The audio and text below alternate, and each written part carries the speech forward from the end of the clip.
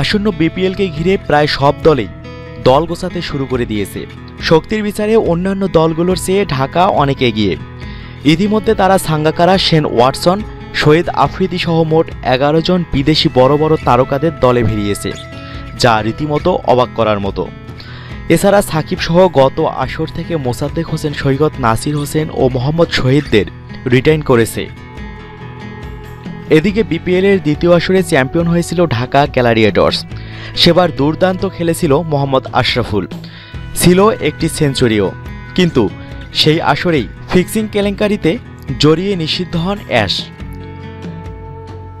শাস্তি জটিলতার কারণে এবারের বিপিএল খেলা হচ্ছে না আশরাফুলের। না খেললেও নিয়মিত খোঁজখবর রাখেন ক্রিকেটের। এবারের বিপিএলের সকল দল দেখার পরে ঢাকাকেই যোগ্য দাবিদার ভাবছেন তিনি।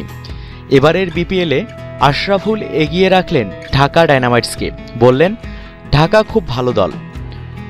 বিপিএলের ম্যাচগুলো দেখার পরে আমার কাছে মনে হয়েছে প্রতিটি দলেই ভারসাম্যপূর্ণ, কিন্তু ঢাকা সবচেয়ে বেশি, কারণ দলটিতে দেশি বিদেশি যারা আছেন সবাই অলরাউন্ডার, সাকিবও আছে। আপনার মতামত জানাতে ভিডিওটিতে কমেন্ট করুন। প্রতিদিন বাংলাদেশ ক্রিকেট ও বিপিএলের আপডেট সব খবর পেতে সাবস্ক্রাইব করুন মিক্সার ওয়ার্ল্ডে। খেলা দেখুন, খেলার খবর শুনুন, সাথে থাকুন মিক্সার ওয়ার্ল্ডে।